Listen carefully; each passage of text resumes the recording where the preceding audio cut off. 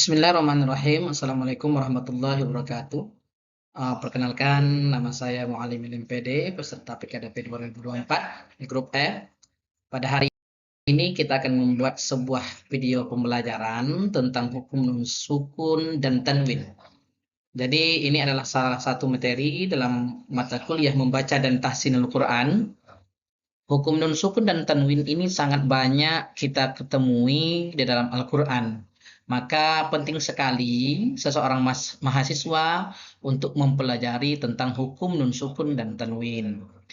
Apa itu sukun dan tanwin? Nah, jadi sukun dan tanwin atau tanwin lebih tepatnya itu adalah tanda baca dalam Al-Quran. Kalau sukun itu harakat mati, kemudian tanwin itu dua baris di atas, dua baris di bawah, dan dua baris di hadapan. Maka dapat kita klasifikasikan pembagian hukum nun sukun dan tanwin ada 4. Nah, yaitu izhar halqi, ikhfa, idgham, dan iklab. Nah, izhar halqi, izhar itu artinya jelas. Apa yang jelas? Ketika nun sukun atau tanwin bertemu dengan huruf yang 6.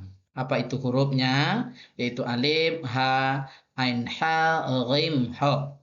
Contohnya min hakimi, min khairi. Salah dibaca miu atau mil, itu tidak boleh. Maka yang dijelaskan adalah nun sukunnya. Kemudian nun sukun atau tanwin ketika diucapkan tidak boleh menimbulkan fantulan, terputusnya suara, mendengung, dan berharokat. Ucapkan dengan lunak, dengan dikeraskan. Yang dikeraskan itu ya huruf nunnya. Yang kedua ada idgham. Idgham itu ialah menghilangkan suara nun sukun atau tanwin dan meleburkannya pada huruf idgham. Idgham dibagi dua, yaitu idgham bi gunnah dan idgham bila gunnah. Idgham bi gunnah adalah nun sukun atau tanwin bertemu dengan salah satu huruf.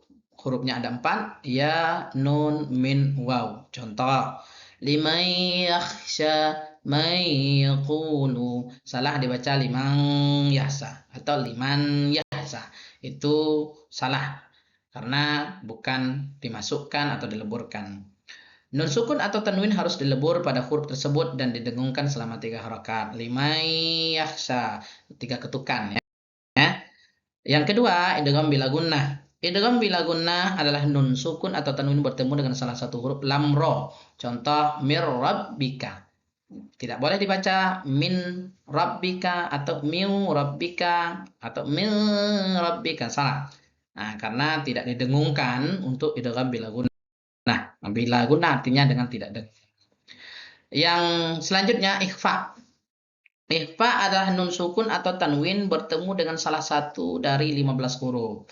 Nah, ini hukum nun sukun atau tanwin yang paling banyak hurufnya dalam ilmu tajwid, yaitu ta, tha, jim, da, dzal, zai, sin, sya, shad, dad, ta, za, fa, qaf, kaf. Contoh, min dunillah wa ma tawalla. Tidak boleh dibaca min dunillah atau miu dunillah. Salah.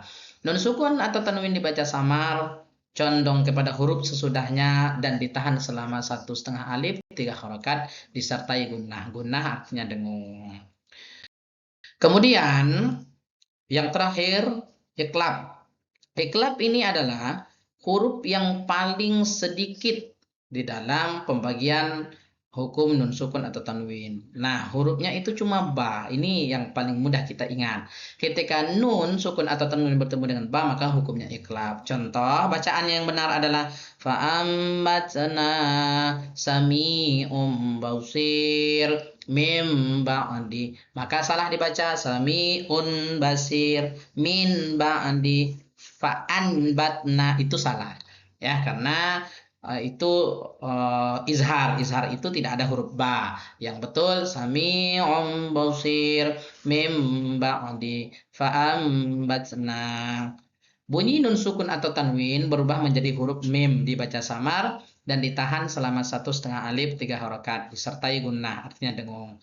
Cara mengucapkan huruf mim samar ialah dengan mengurangi daya lekat kedua bibir sebagai makhraj huruf mim. Nah, inilah sedikit paparan tentang pembahasan mengenai hukum nun sukun atau tanwin dalam materi ilmu tajwid, mata kuliah membaca dan tahsin Al-Quran. Kenapa ini sangat penting? Ini sebagai upaya semoga atau supaya mahasiswa bisa membaca Al-Quran dengan baik dan benar sehingga berpahala bagi yang membaca. Karena menurut hadis Nabi, orang yang membaca Al-Quran dengan memahami ilmu tajwid itu satu pahala. Tetapi orang yang membaca Al-Quran sambil mempelajari, maka itu dua pahala. Pahalanya apa? Pahala mempelajari ilmu tajwid, pahala membaca Al-Quran. Demikianlah pemaparan, mudah-mudahan bermanfaat dan saya tutup dengan wabillahi taufiq wal hidayah waridho wal inayah. Wassalamualaikum warahmatullahi wabarakatuh.